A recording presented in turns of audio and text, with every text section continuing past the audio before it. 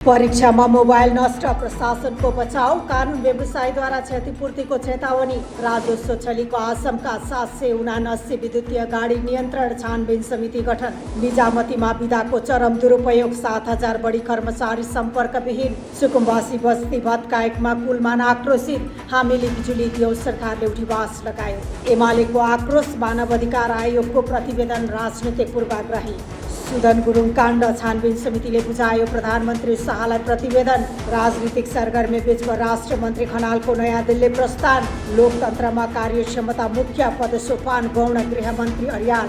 अर्थमन्त्री वाग्लेको घोषणा। नीतिगत र संस्थागत कब्जा अन्त्य गर्न निर्मम बन्नेछौँ र प्रधानमन्त्री शाहको सीमा सम्बन्धी अभिव्यक्ति विरुद्ध त्रिचन्द्रमा विद्यार्थीको प्रदर्शन। सिराहा जिल्ला प्रशासनले एसई र कक्षा 12 को परीक्षामा जफत गरिएका 500 मोबाइल 24 घण्टा पानीमा डुबाएर नष्ट गरेको छ। प्रजीय सुरेन्द्र पौडेलले दुरुपयोग रोक्न यसो गरिएको दावी गरे पनि कानुन व्यवसायी चन्दन कुमार कर्णले व्यक्तिगत सम्पत्ति नष्ट गर्नु गैर कानुनी भएको र क्षतिपूर्ति दावी हुन सक्ने बताएका छन्। सशस्त्र प्रहरीले राजस्व छलीको आशंकामा नियन्त्रणमा लिएका 779 वटा विद्युतीय सवारी साधनबारे विस्तृत छानबिन गर्न सरकारले संयुक्त समिति गठन गरेको छ। प्रधानमन्त्री कार्यालयको निर्देशनमा अर्थ मन्त्रालय, भन्सार र प्रहरी सम्मिलित समितिले स्थलगत रूपमै द्रुत गतिमा छानबिन सुरु गरिसकेको प्रधानमन्त्रीको सचिवालयले जनाएको छ।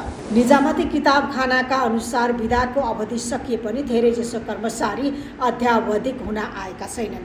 नियमअनुसार फर्किएर सेवा नगर्ने वा विदेशमै लुट्नेहरूबाट सेवा सुविधा असुल गरिनेछ। उज्यालो नेपाल पार्टीका अध्यक्ष कुलमान घिसिङले सुकुम्बासी बस्तीमा डोजर चलाएको भन्दै सरकारले कडा आलोचना गरेका छन्। आफू प्राधिकरणमा रहँदा मानवीय नाताले निशुल्क मिटर र बिजुली बाँडेको स्मरण गराउँदै उनले सरकारले एकै रातमा जानकारी नदिई गरिबको घर भत्काउनु कानुनी र मानवीय दुवै दृष्टिले गलत भएको बताएका छन्। नेकपा एमाले जेन्जी आन्दोलनबारे राष्ट्रिय मानव अधिकार आयोगले सार्वजनिक गरेको प्रतिवेदनलाई बदनियतपूर्ण र प्रायोजित भनेको छ।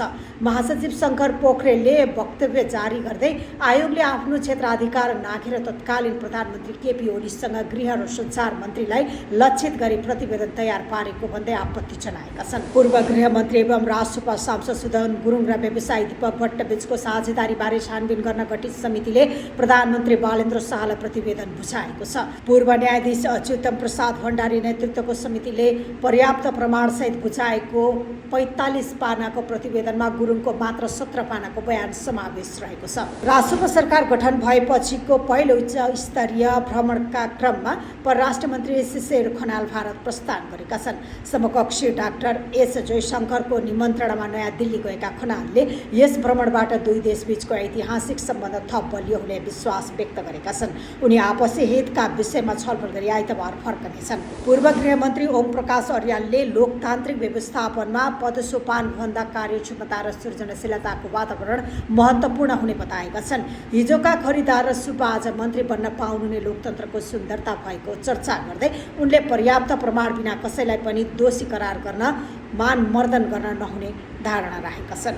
अर्थमन्त्री डाक्टर चोर्नी वाग्लेले मुलुकमा सुशासन कायम गर्न र कुशासनलाई जरैदेखि उखेल्न सरकार नीतिगत कब्जा विरुद्ध निर्मम बन्ने दावी गरेका छन्। योग्यता प्रमाणी स्थापित गर्न र अर्थतन्त्र चलायमान बनाउन कर नीतिमा व्यापक सुधार गरिएको र अनावश्यक अन्तशुल्क खारेज गरिएको उनले स्पष्ट पारेका छन्। र नेपाल भारत सीमा विवादबारे प्रधानमन्त्री बालेन्द्र शाहले दिएको अभिव्यक्तिको विरोधमा त्रिचन्द्र क्याम्पसका विद्यार्थीहरूले प्रदर्शन गरेका छन्। सोभियुको नेतृत्वमा उत्रिएका विद्यार्थीहरूले यो लोकतन्त्र हो, र्याप र जोगतन्त्र होइन भन्दै प्लेकार्ड बोकेर राष्ट्रियताको रक्षा गर्न माग गरेका छन् भने प्रधानमन्त्रीसँग माफीको माग समेत गरेका छन्।